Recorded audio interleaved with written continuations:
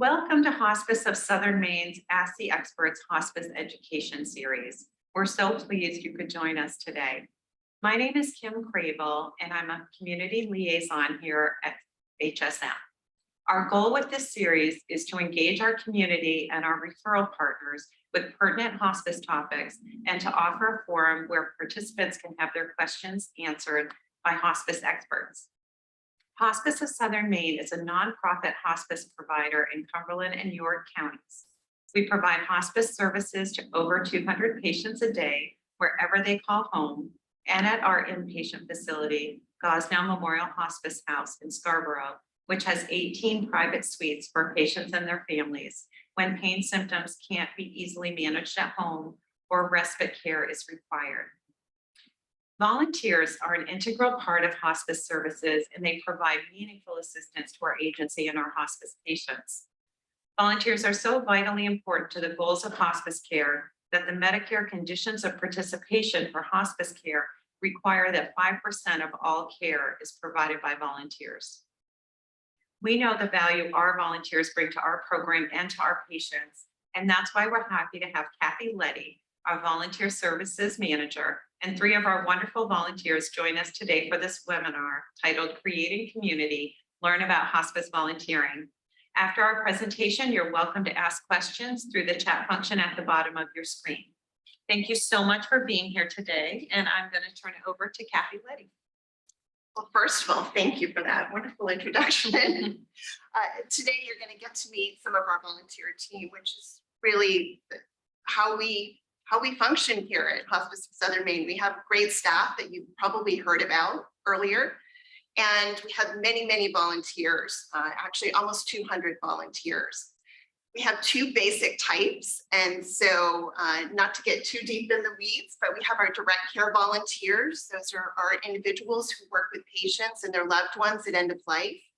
And then we have our indirect volunteers, and those are individuals who, of course, do events or call our donors or help us with putting packets together for families. And so we're really, really fortunate to have this wonderful group with us. And so with that, I'm going to introduce some of our team so you get to meet them. Star Cloutier. Star has been with us about 3 years. Star works in both the home as well as Gosnell. Sarah Lazuski, and you'll meet 2 of her companions. Sarah has been with us for about 7 years, again, working in both the home as well as Gosnell, and our Paw Prints program. And then, of course, Alan Wilbur has been with us for 4 years, again, in both the home program as well as Gosnell Memorial House. So thanks for all of you taking the time out today to come. Thank you. Thank you for having us. Sarah, I have to say, I am so happy to see you in person, first time in probably about 2 years. Yeah. I've seen Star like in passing going from Gosnell shift to Gosnell shift, but it's so nice to see you and to have Piper and Nell here as well. I was wondering if you could share a little bit about the requirements that you have to go through with Piper and Nell to become Paw Print certified as a volunteer. Sure. I was a hospice volunteer prior to the Paw Prints program beginning at the Gosnell Hospice House. And when I learned about the program, I said, wow, I could combine 2 of my passions, helping people through hospice and working with my dogs. Both of these dogs are actually my pets. Sometimes people approach us thinking that they're just working dogs, but 99% of the time, they're just my best friends at home. When we volunteer, we do it through the through the Alliance of Therapy Dogs. They are an organization that has volunteers throughout the country that match you when you reach out to them with interest in having your dog certified through the Alliance of Therapy Dogs. And Piper was certified approximately 6 years ago. The process is really pretty simple. You meet up with a volunteer that works through the Alliance of Therapy Dogs. And with Piper, it was pre-COVID, so we were able to meet at an assisted living facility. And what the Alliance of Therapy Dogs volunteer is looking for is to be sure that the dog is going to be suitable and be a good ambassador for their program. So we visited with patients, we walked alongside wheelchairs, we walked beside other dogs. And I'm happy to say that both of my dogs passed with flying colors. Piper's been certified for about 5 years, and Nell, the smaller dog, has been certified just over a year. And the dogs really bring such joy to the house, both staff and patients and families. The joke is that when I come through the doors with one of the dogs, because I only volunteer with one at a time, I'm generally greeted with "Hi, Piper," or "Hi, Nell."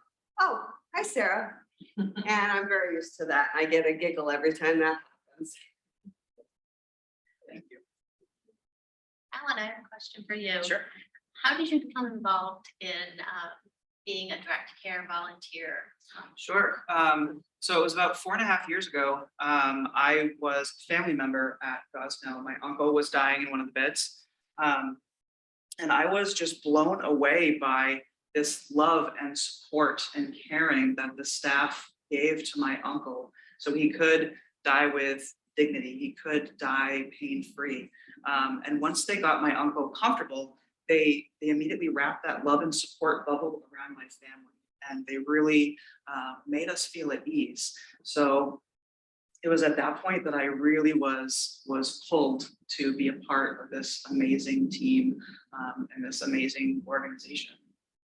So just like Kathy said, I went and had the pre-interview, I did the training, I did the post-interview, and then I was let loose at Gosnell.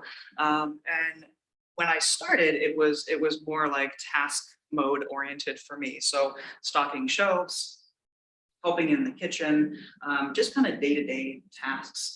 It wasn't until that first Christmas season that I had my first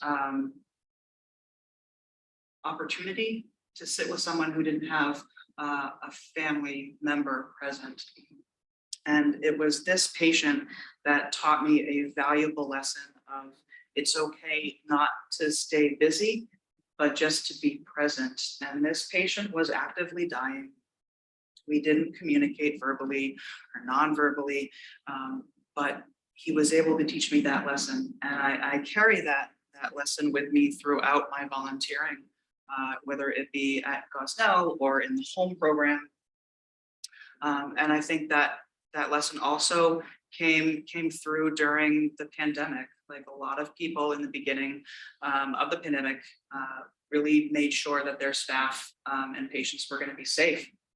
So unfortunately, that meant closing the doors to the family members that wanted to visit, either more than 2 people at a time, or just saying no to people from out of state.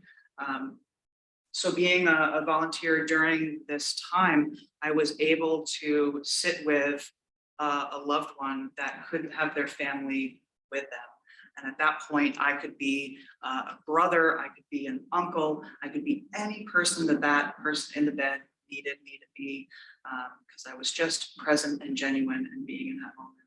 So that's what drew me to hospice, the care and the love and support. That's a little bit of my journey. Yeah, you're welcome. Sarah, I understand that you volunteer both in the home program and at Gosnell Hospice House. Would you tell us a little bit about how those programs are similar and how they differ? Absolutely. They're very different roles in Gosnell, in hospice. The home program, typically what happens is Kathy will send out an email and she'll indicate the patient's name, where they're located, and their need, or not, excuse me, not their need, but their bio, what their likes and interests are. And if it resonates with you, you just contact Kathy and she'll set you up with the patient. From there, you will set up a meeting with the family to discuss when a good time is to visit. Sometimes it's usually only once a week for an hour, hour and a half. And then start the visits with the patients. And during those visits, you typically prepare meals. You sit and chat, you go for walks, and even sometimes take them Christmas shopping. I had a lady that I was assigned to once, and she had a specific gift in mind that she wanted to buy her family. So I took her Christmas shopping, and she knew it was going to be her last Christmas, and she was very joyful that she was able to buy that particular item for her family. So as you can see, you also create a bond with the patients that you have in the program, because you have them usually for 6 months. So you see them progress, and you're there for them as they progress in the dying process. So that you do create a bond. So at Gosnell, it is, as Alan mentioned, you oftentimes will stock shelves, make beds, answer call bells, but you also have the opportunity to sit with patients that are alone. If you're helping hand certified, you can assist nursing staff with repositioning, with bathing, and but it's always under the always with a nurse or CNA present. So while you don't have the long-term exposure with the patients, it's just as impactful because you're there. Excuse me, you're there in their time of need. And while they're two very different roles, they're similar in the fact that the end result is the same, and that is to be there for the patient and the patient's family. So Star, you spoke a little bit about the Helping Hands program Yes. and getting certified. How many hours of training is that, and tell a little bit more about that program, because you mentioned how Sure. meaningful you felt some of the things you could do are. Yeah, it is a 4-hour training in addition to your 30 hours of volunteer training. It's not like mandatory. It's totally at an individual's comfort. I find it to be very rewarding, helping the CNA and the CNA staff, the RNs and the CNA staff, prepare an individual for a family, whether it's washing their face, combing their hair, putting on lipstick. It's very rewarding, and like I said, to prepare them to see family, or sometimes even prepare them for death, because they want to die with dignity, but we want them to die with dignity as well. That's lovely. How many people do we have at hospice? How many volunteers are Helping Hands trained? Yeah, about 92% of our Gosnell Memorial staff volunteers are Helping Hands trained. And again, it's because they want to, it's not because we make them. They're really excited about this next level of care that they can provide for people. That's a lovely thing that you can do at end of life. That's really special. So Alan, speaking of end of life, it must be really difficult sitting with people at end of life, like you were talking. And at Hospice of Southern Maine, we talk a lot about caring for the caregiver. Can you explain a little bit about how you feel supported in that? Because I know that's something that people considering volunteering might be worried about, what kind of support they might get. Sure, yeah. I think with this type of volunteer work, the volunteer opportunity picks the individual. Like for me personally, I was looking to volunteer, but then I had this experience at Gosnell, and that's what drew me in. So I think it's that special type of person to begin this process to begin with, and also just honoring the fact that this could be and is sad work, but it's also very rewarding. So going into your decision to become a new volunteer, if that's what you choose to do, really having an understanding of your own self-care and what you do to fill yourself up is I think key to start with. Being at Gosnell, you are never alone in that building. There is CNA staff, there are nurses, there are social workers, and they are all willing to sit and talk with you. If you have any kind of feelings that may come up or have some questions. I should say that the staff is primarily, their first priority is the patients and their families. But that doesn't stop them from lending an ear or two. As far as Kathy and Barb They are the people that really surround and wrap the volunteers, and they make sure that the volunteers are comfortable with anything that they are doing. And they really promote that volunteers do things at their own comfort level. And the staff as well really understand that and they respect it. Yeah, I feel that there are lots of different ways and opportunities for people to voice any concerns that may arise. And a lot of people are willing to listen. That's great. I'm glad that you feel well supported. That's great. So Sarah, I know you said that people always look forward to your dogs, but I'm sure they look forward to you too. And I'm wondering what you would think in your experience are some attributes you might have as a volunteer that are meaningful to this type of work. Sure. So prior to deciding to become a volunteer for Hospice of Southern Maine and do the training, one of my big concerns was, will I be able to say the right thing? And during our very first training session, right out of the gate, we did an exercise of listening. And we paired up with somebody that we didn't know. And one person was the listener and the other person was the introducer. So they told us a little bit about themselves, why they had decided to do the training, what drew them to hospice volunteering. And we could not ask any questions. We needed to use nonverbal communication to continue the conversation, to continue to have them talk, to encourage them. And it was incredibly impactful because it reminded me that listening sometimes can be more important than saying anything. So I would say that's one of the biggest attributes and one of the things that I try to really come with each time I volunteer is that ability to listen. You're not always going to have the right thing to say. There isn't always anything that you can say that's going to make things any better. But oftentimes people just want to be heard. Great, thank you. So Kathy, I have a few questions for you. So if people are watching this and they're interested in volunteering, because these are three very different types of volunteering that you're describing, how does one get started? And what's the process? If you could take us from watching this webinar to becoming a volunteer. Yeah, so I think first of all, they just give us a call. For people who are comfortable with that, dial my number 289-3652.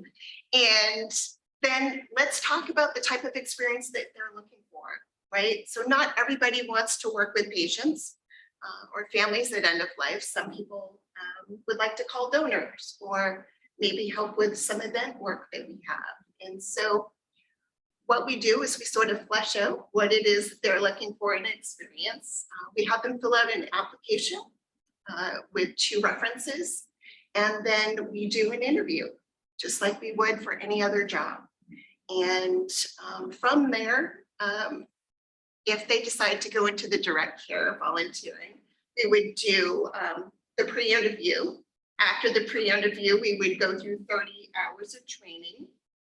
After that, we would have another interview to sort of discuss what their thoughts were after they've done all of this learning. Do they still want to move forward? What are those things that they feel are there special gifts? What are things they're concerned about that they want to talk about more? And so they have another opportunity there for more training. Then we send them for background checks. All of our volunteers are very, very safe individuals. We do background checks. We send them to an area to get their immunizations per requirement of the CDC. They go over to the Gosnell Memorial Hospice House. They do an orientation. So it familiarizes them with where they're going to be volunteering if they choose to volunteer there. And then they do 2 shadows with mentors like these. So they get to follow them, see how they approach patients and their families, and really can sort of start to see how they would like to use their own language. And then from there, it's really up to them. If they feel they're comfortable and ready for a shift, We'll set them up either in the home program or Gosnell, depending on which they prefer. And then if they don't, then we continue to mentor them until they are ready. That's great. Is the training all online now? Yes, so thanks for mentioning that. Due to COVID, we've become very proficient in doing everything via Zoom. Obviously, we do miss our in-person events that we would have, our training sessions where everybody gets together, but we have found a very efficient way to do it via Zoom, which allows us to recruit people from all sorts of different areas in Cumberland and York County. Okay. And how much, once you're trained as a volunteer and you've been doing volunteering, how much training is there additionally a year to continue volunteering? Yeah, so Medicare requires 8 continuing education hours per calendar year. And so we do that in a lot of different ways here. Hospice of Southern Maine offers trainings to all of our staff, which they can piggyback on. And then I put out a continuing education calendar for our volunteers only, so they can pick and choose the things that they would like to try, or they can seek their own education and just submit to me those records, so certificates or documentation of what they might have learned from those events. Okay, fantastic, good. And what are the age requirements, and are there any other qualifications that you need up to be a volunteer? Well, we would like people to be good listeners and willing to do the work. But 18 and over is really, and I would probably suggest 21 and over. Yeah. And no special requirements. We have lots of different types of individuals that come to us. So some are former nurses, CNAs, social workers, and then we have people who have been working in companies, and then people who haven't worked at all. So really, these are just caring individuals who want to come and help. That's phenomenal. That's so great. One of our questions that was submitted was, and you covered this pretty much, is it okay to only volunteer at Gosnell Hills and not do home visits? Yeah, we want people to be comfortable with where they're volunteering. And so for some people, they'll try the home program or Gosnell and decide they want to do both. Or they might decide to do one program and then decide that later on that just isn't a good fit for them anymore and that they want to switch. And that's okay too. That's great that there's flexibility. Yeah. That's wonderful. So we've heard from 3 volunteers with different roles as volunteers. Can you describe some of the other programs that we have that volunteers take part in, like the tuck-in program and bereavement support? Sure. So we have lots of different types of volunteers, right, guys? Yeah. So our bereavement program, our volunteers have, again, additional training similar to Helping Hands. It's not 4 hours. It's really 1 hour. And what they do is they reach out to individuals who have lost a loved one, check in on them, see how they're doing, and then see if they want to set up an appointment with our bereavement staff. So our team of counselors, and they can do that for up to 13 months after a death. And so, again, these are very caring individuals who are in tune with how that feels to someone at end of life. We have tuck-in volunteers. Those are individuals who reach out once a week. They come in on Wednesdays and Thursdays. These individuals tend to be former nurses. We do have 1 or 2 that are not. But what they do is they call, check in on families, see how they're doing, and ask them if they need any supplies for the weekend. And so it's just another layer of care that we can give to our patients and their families, and making sure that they have everything that they need going into a weekend. I'm sure that's so helpful. They've got other things on their mind, but getting that call is really great. Fantastic. Puts them at ease. Exactly. That's wonderful. So we do have some questions, and here's one for you, Sarah. How frequently do your dogs need to be recertified? They are recertified yearly, and the dogs actually have it easy. They just have to pass their health certification. I actually have to take a test each year. So it's pretty simple. But yeah, just yearly. Okay, just yearly. All right. And Kathy, will the 30-hour training eventually go back live? That's a really good question. I don't think I have an answer for that right now. I'm gonna stay pretty neutral on that right now. We would love it to go live again, although the benefits of it is, again, that somebody from Freiburg or Cornish or some distant area has the ability to tune in versus drive an hour to an hour and a half down to Scarborough, sit in on an 8-hour training and then drive an hour and a half back. And so we want to make it as accessible as possible. And right now, I think due to COVID, the online is where we're going to stay for right now. It's surprising how it kind of works out for certain things, It right? does. And makes it easier. Our hospice requires periodic in-person competency, like putting on and taking off PPE and hand washing. How do we handle these tasks? Yeah, so at the end of every year, we have documents that we need to fill out and training that we need to go through. And so right from the beginning, PPE, how to don PPE, and as well as our hand sanitizing techniques are practiced. And then throughout the year, again, anytime somebody has a question or maybe something different comes up, we certainly check in with each other and make sure that everybody has the additional training they might need based on the situation. At the end of the year, we meet with everybody, we talk to them, and again, go over those procedures. Okay, fantastic. And the last two questions that we have are more about singing at bedside and maybe talking about a little bit about the Heartstrings program would be. Yeah, so again, there's so many different ways to give your time. Our Heartstrings program is really beautiful. Primarily, it's at the Gosnell Memorial House. However, we do have musicians who do volunteering in the home. So they'll bring their guitar or their voice to a skilled nursing facility, assisted living facility, or someone's home.